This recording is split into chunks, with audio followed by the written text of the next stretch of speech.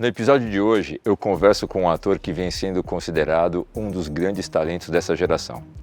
Ele já atravessou novelas, séries e filmes, dando vida a personagens duros, violentos, calejados pelas circunstâncias e que, ironicamente, o afastam do menino sensível, artístico e fora da caixa que sempre foi.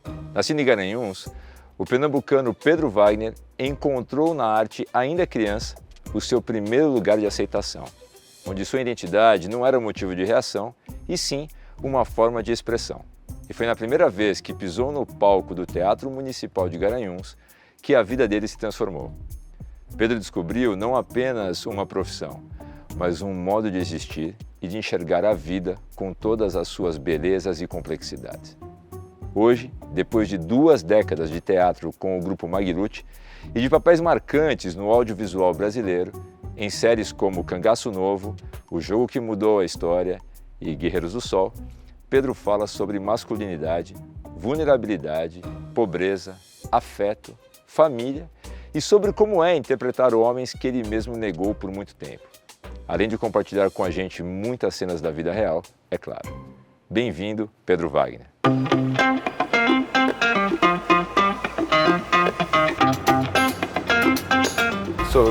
Gosto muito de cinema e, para mim, esse cara é um dos atores mais talentosos dessa geração. E aí essa carona? Vem pra cá. Eu não te deixei esperando na chuva, não, de jeito nenhum aqui. Seja muito bem-vindo. Obrigado. Tudo bem, Pedro? Tudo Como ótimo, você tá? Felizão em estar aqui. Eu também, cara, muito. Uma alegria mesmo, total. Dar uma voltinha de Kombi aqui nessa São Paulo tranquilinha de segunda-feira com chuva. A gente estava falando outra vez sobre teatro, né? Sim. E na tua companhia, na Magliotti, que vocês se juntaram e se desenvolveram para fazer praticamente todas as etapas do processo. Iluminação, obviamente são atores, né? Direção, som. Logística, transporte. Eu acho que vocês deviam considerar seriamente incluir uma Kombi nessa brincadeira, porque pode ser bem útil. Que aqui é o nosso grande sonho. Um grande sonho, a vida toda. A gente quer uma Kombi justamente pela coisa do transporte intermunicipal ali, de carro, sabe? Mas essa companhia, ela existe desde quando? A gente está com 21 anos, então é desde 2003? 2003, 2004, que ela começou na Universidade Federal de Pernambuco. Ah, vocês conheceram lá? Todo mundo fazia parte do curso de licenciatura em teatro na Universidade Federal de lá.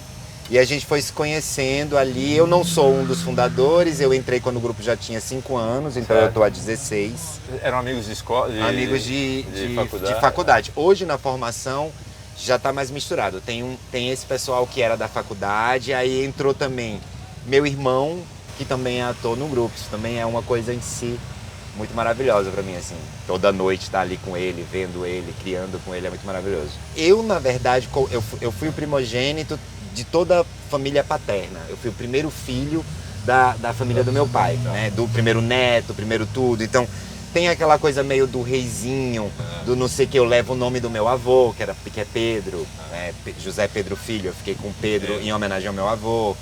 Só que eu fui uma criança meio atípica, eu era uma criança muito quieta, muito tranquila. Na escola, eu voltava para casa com lanche sem comer. Aí minha mãe, ela foi na escola tentar entender por que eu não estava comendo. Quando chegou na escola, a professora também não entendia. Aí eu, muito constrangido, disse, eu não como porque a tia não me manda comer. Como é que eu vou comer se ela não me manda comer? Eu gosto de obedecer, e eu ainda tenho um pouco isso. Eu gosto de obedecer, eu gosto de ser dirigido. O Pedro, falando um pouco agora como fã de cinema, e passei a ser seu também, né, desde do teu primeiro trabalho, mas eu queria falar especificamente enquanto a gente não chega ao nosso destino, de Guerreiros do Sol. É exagero colocar isso numa categoria assim, essa obra como uma obra-prima, cara, porque é muito... Não é uma coisa realmente especial, cara? É especial. Acho que quando a gente recebeu o roteiro do Jorge Moura, a gente já sentia que tinha uma coisa ali que era muito especial. E a Globo, ela se colocou ali naquele produto de um jeito que ela deixou, ela permitiu, ela convidou que nós nordestinos viéssemos ali contar aquela história num lugar de protagonismo. Eu acho que isso também muda. Não só o Guerreiros, como se você pegar também o Cangaço Novo, que também foi uma série que teve uma força muito grande, foi muito bem assistida, tem uma qualidade artística. Ela não tem... Os atores todos que se envolveram em Cangaço Novo, eles ficaram famosos depois de Cangaço Novo. Verdade. Então eu acho que tem um entendimento dos tempos, da relevância e do quão importante é que a gente esteja contando as nossas histórias. É muito raro você ver atores nordestinos interpretando personagens sudestinos. Mas é muito comum você ver sudestinos com permissão para fazer os nordestinos. Verdade. Então, assim, a gente começou a tentar peitar isso e brigar por isso, para dizer assim, a gente não está pedindo para contar a história de vocês. A gente está pedindo para que a gente conte pelo menos as nossas histórias.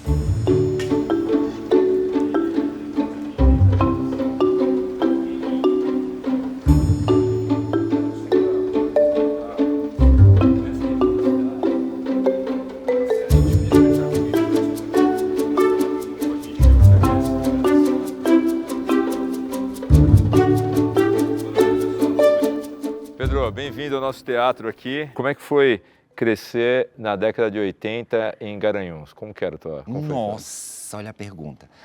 Foi, não sei te dizer como sobreviver. Sobrevivi. Eu, na verdade, eu me dividi muito entre Garanhuns e Recife em vários momentos da minha vida. Então, eu nasci em Garanhuns, morei em Garanhuns até mais ou menos 4, 5 anos de idade.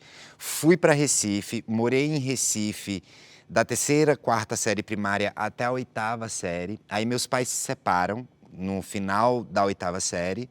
Então eu volto para Garanhuns para fazer o ensino médio. Essa volta para Garanhuns foi muito importante porque foi em Garanhuns que eu comecei a fazer teatro. Então, com 12 anos, eu comecei a ler teatro. A primeira peça que eu li foi Vestido de Noiva, do Nelson Rodrigues, com 12 anos. Você lia os roteiros originais? Lia as dramaturgias ali na biblioteca da escola, porque eu ia para a biblioteca para fugir do bullying. Então eu ia para lá para me proteger, né? Me proteger dos meus colegas, porque no pátio da escola era perigoso para pessoas como eu.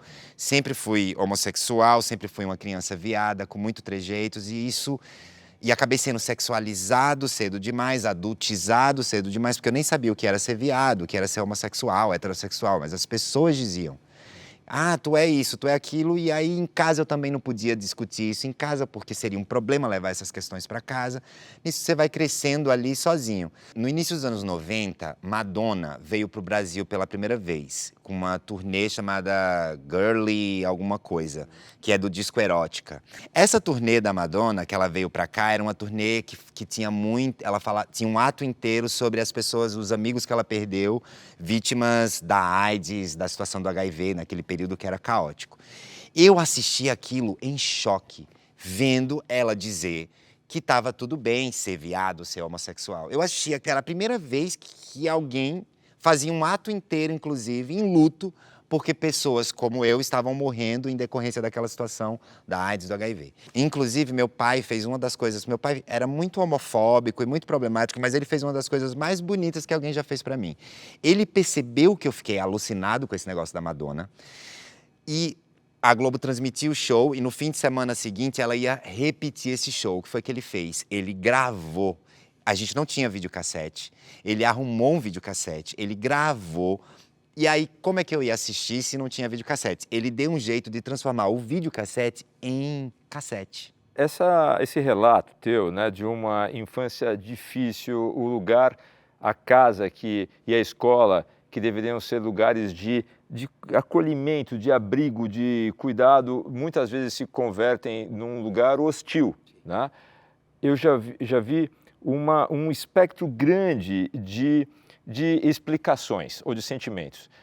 Desde vilanizar e culpar totalmente os pais, até uma visão mais compreensiva do tipo, olha, eu vou culpar a ignorância dos meus pais ou a cultura de onde eles vieram. Aonde está para você, que lugar que você coloca, qual é o sentimento que você tem em relação... Raiva. É raiva aqui, né? Eu tenho muita raiva, que é algo que eu há anos tento administrar. É uma raiva original. Às vezes eu sinto que a raiva da humanidade inteira ela está dentro de mim. A primeira coisa que vem é a raiva. E isso com as pessoas de afeto, sobretudo. Com minha mãe, com meu pai, eu tenho que me controlar para não ser raivoso. eu consigo fazer a leitura social, porque se a vida foi difícil socialmente para mim, para o meu pai, para minha mãe, foi muito mais difícil, muito mais difícil. Meu pai tinha que catar caranguejo para alimentar isso com 6 anos de idade, para alimentar os irmãos que eram mais novos. Se ele chegasse sem os caranguejos, os irmãos iam comer farinha com água. Eu não vivi isso. É muito duro pensar isso. E eu, de alguma forma, mesmo vindo de um lugar precário, passei a minha adolescência inteira dormindo num beliche na cozinha, eu e meu irmão, um embaixo, um em cima. Não tinha cômodos a casa, mas em comparação com meu pai e com a minha mãe, a gente já era. Tanto que, quando existia alguma coisa que a gente reclamava, eles sempre diziam: ah, queria ver vocês vivendo a vida que eu vivi. É difícil lidar com meu pai, com a minha mãe, com os meus tios, com uma série de pessoas. Porque bate na raiva, é a mesma questão, eternamente, há 43 anos, a mesma questão. Que melhora levemente porque eu vou me impondo, mas aí eles dizem: ah, é difícil falar com o Pedrinho, tem que pisar em ovos, me magoa, porque eu não quero que ninguém pise em ovos para falar comigo. Então eu fico tentando, sobretudo com as pessoas do meu afeto, meu pai, minha mãe, meus tios, minhas tias, eu fico tentando sempre pensar o lugar que eles vieram, o achatamento.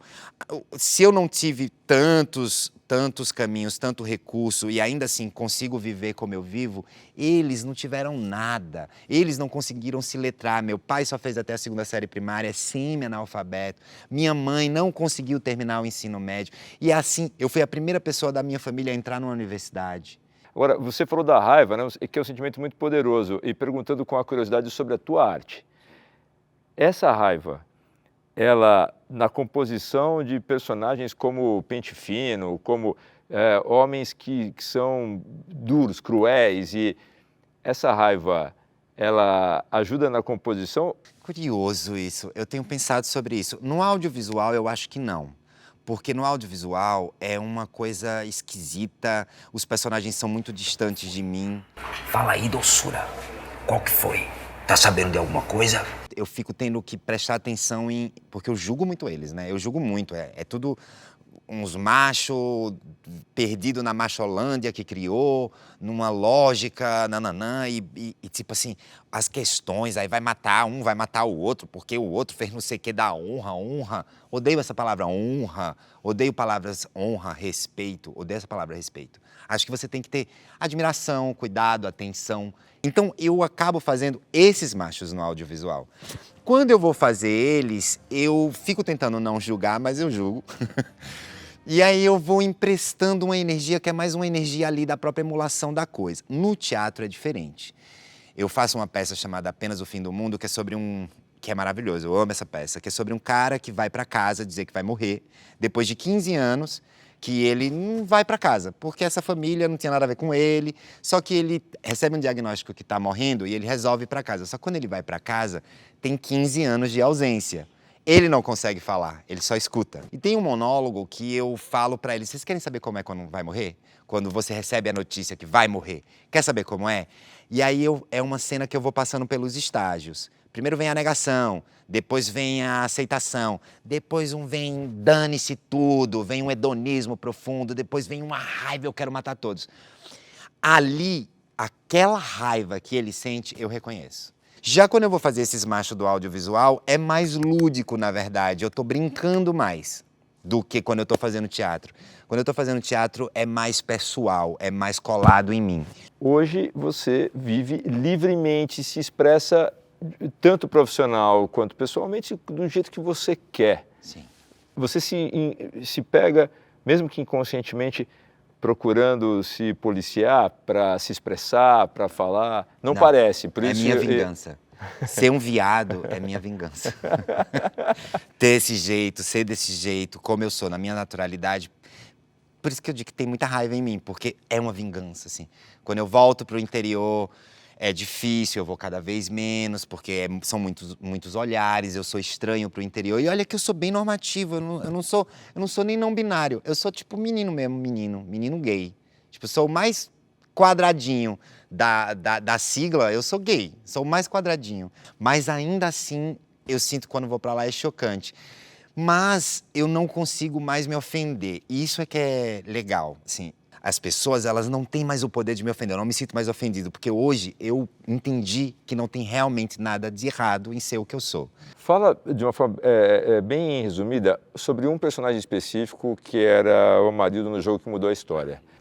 Só para as pessoas saberem o que ele fazia, porque eu queria fazer uma pergunta sobre ele especificamente. O Amarildo, ele foi um presidente de associação de moradores, né, de um período ali no Rio de Janeiro, quando os presidentes de associação de moradores, ali no final dos anos 70, início dos 80, tinha muita força. Depois isso foi transferido para o tráfico, essa força para o tráfico e para a milícia. Então é um fim de uma era. O Amarildo é um dos personagens mais lindos, talvez o mais lindo que eu já fiz no audiovisual, porque ele não é um personagem de violência. Ele é o pacifista, ele é o que acredita que existe uma outra via. E ele tem muitas características do meu pai e do meu avô. Seu Amarildo, o senhor não acha melhor pegar o dinheiro logo e dar um jeito nisso?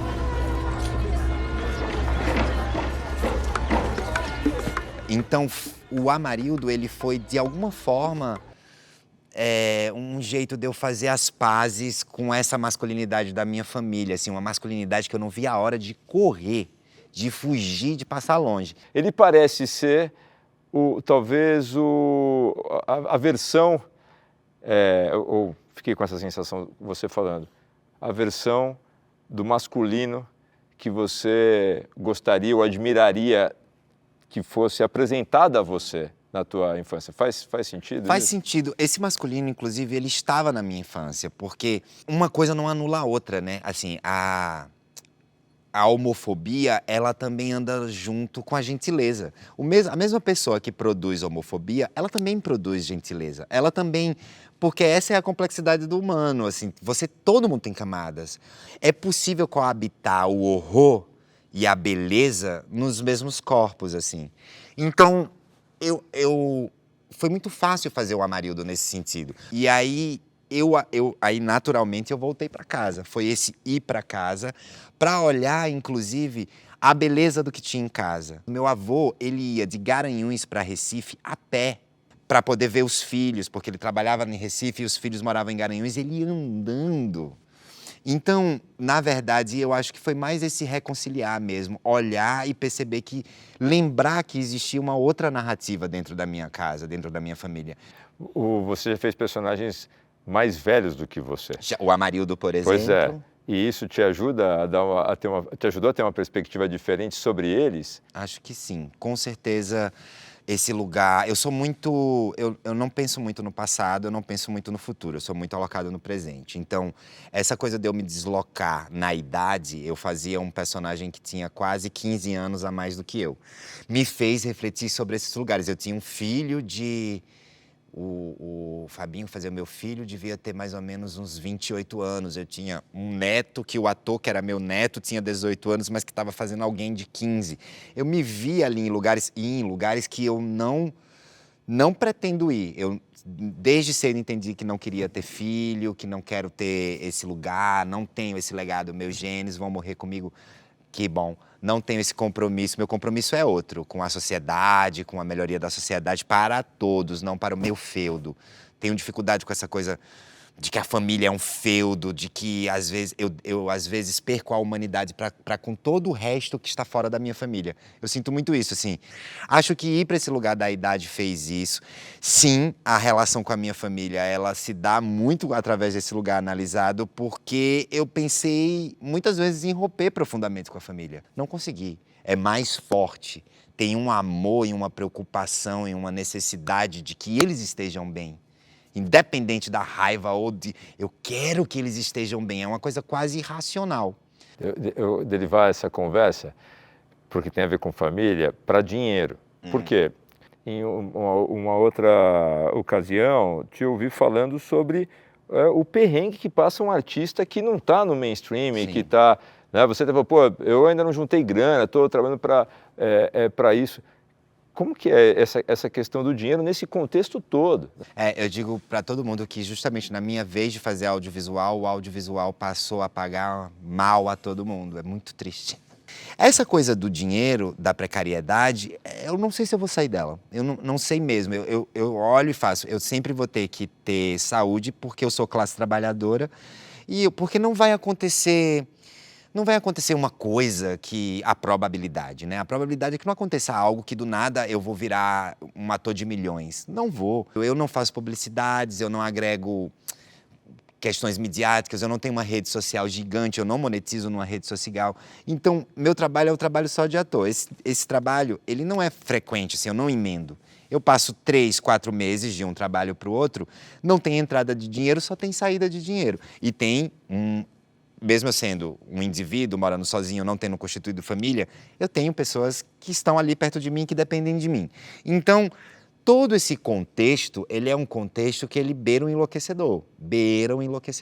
Então, assim, eu não sei. Eu tenho medo da velhice, tenho medo, sobretudo, da velhice das pessoas que eu amo, tenho medo da velhice do meu pai, tenho medo da velhice da minha mãe, porque eles não têm nada, eles não se prepararam para nada. E eu tenho esse sonho, um sonho que é um sonho muito do proletariado, que é um plano de saúde para minha mãe, um apartamento para mim.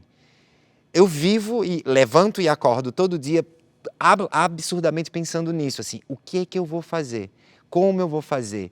E olho minhas contas bancárias e faço, estou muito longe. Estou muito longe, mas ao mesmo tempo eu tenho muito prazer na profissão que eu escolhi. Então eu ainda acho que vale a pena. Posso me arrepender, porque estou com 43, agora eu estou descendo a ladeira, né? Eu já cheguei no alto da montanha, agora não tem mais montanha para subir, só tem montanha para descer. Ô Pedro, o que aquele menino de Garanhuns pensaria do Pedro de hoje? Eu acho que ele ia ficar feliz e orgulhoso, com certeza, porque o que eu estabeleci, assim, eu não estabeleci dinheiro, eu nunca pensei em dinheiro, talvez foi esse meu problema. Quando eu entendi muito cedo, eu fiz uma promessa que eu nunca paguei. Tem uma promessa que eu fiz que eu nunca paguei, que quando eu entendesse que eu ia ter conseguido efetivamente o que eu pedi, eu iria voltar nesse lugar, que é em Garanhuns, e devolver para esse lugar uma coisa que eu retirei. E eu dizia assim, eu quero ser ator. Quando eu sentir que eu sou um ator de verdade e que ninguém tira isso de mim, eu vou voltar aqui e devolver. Até hoje eu não sinto que sou um ator de verdade, que ninguém vai tirar isso de mim. Sinto sempre Então eu nunca devolvi isso.